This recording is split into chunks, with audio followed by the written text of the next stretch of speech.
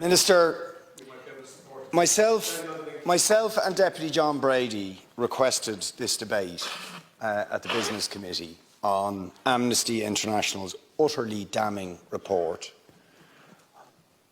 that Israel is a state that is operating a system of apartheid, and in doing so are committing crimes against humanity, and call for sanctions to ensure that that system, that inhumane and inhuman system, is dismantled. Now, we called for this debate prior to the barbaric invasion of Ukraine by Vladimir Putin. And all of us have rightly condemned the crimes against humanity that are being committed by Vladimir Putin in Ukraine. And the government has moved instantly, within 5 days, to sanction Putin's regime and take urgent action.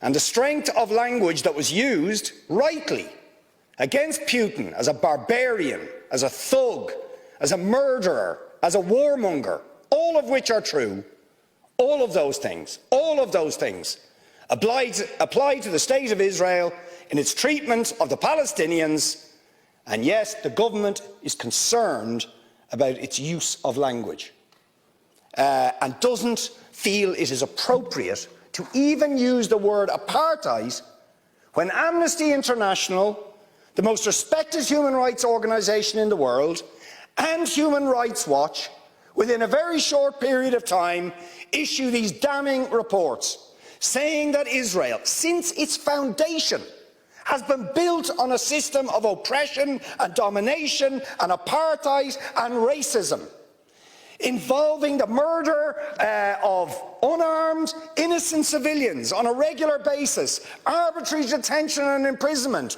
land annexations, the displacement of people, the denial of basic fundamental rights to 6 million Palestinians who are displaced outside Israel and the occupied territories, to the right to their return to their homes, to the illegal blockade of Gaza, which has left, as they say in the report, Gaza in a permanent state of humanitarian crisis, denying people access to food, to water, and treating the Arab population as a whole, the Palestinian population as a whole, as an inferior race. I mean, it doesn't get stronger than this. And yet you want to be careful about your language. You're happy to correctly use the most strong and robust language to describe the crimes against humanity of Vladimir Putin, but you will not use the same strength of language when it comes to describing Israel's treatment of the Palestinians, when it is now being documented and detailed by two of the most respected human rights organisations in the world, and indeed has been alleged by dozens and dozens of non-governmental organisations, and to be honest, anybody who looks honestly at the decades of brutal, inhumane persecution of the Palestinians, successive assaults on Gaza, the annexation of their land and territory, the systematic application of apartheid rules, you don't want to even use the word apartheid. Never mind sanctions. 5 days sanctions against Putin and his thugs, 70 years of oppression by the Palestinians, and it wouldn't be, what was the word you used? It wouldn't be helpful to impose sanctions. Amnesty International are calling for Israel to be referred to the International Criminal Court for crimes against humanity. Will you support it? They are calling for targeted sanctions against Israeli officials who are perpetuating the system of apartheid, just exactly the same types of sanctions you've just initiated against Vladimir Putin. Will you support it? And I think the answer is clearly you're not going to.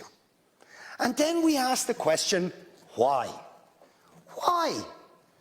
With such strength of feeling, Fine Gael and Fianna Fáil and Green TD stood up one after the other, saying it was intolerable, the thuggery and the warmongering and the brutality of Putin. You wouldn't stand for it. Urgent action had to be taken.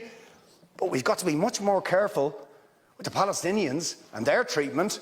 And I haven't even got time to the briefing I organised this week about the people of Yemen and how Saudi Arabia, the most despotic regime in the world, armed to the teeth by the United States, Britain, France and others, killing 337,000 people in Yemen in the last 5 years, 10,000 children. Any action against the United States for arming them? Or Britain, or France, or Saudi itself? No. No action, no sanctions, no outrage. Words of concern. We'll raise it. We'll raise it. We'll call on them to do things.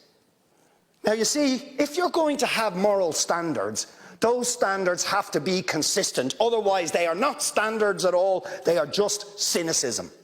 And of course we all know the reason that the standards are not consistent is because to call out the apartheid state of Israel would be to run foul of the concerns of certain states that are now presenting themselves as defenders of democracy and so on, such as the United States, the UK, Germany and other powers, whose relationship with Israel, supporting it and backing it, means that the European Union's moral credentials are bankrupted and that they are not willing to take the action.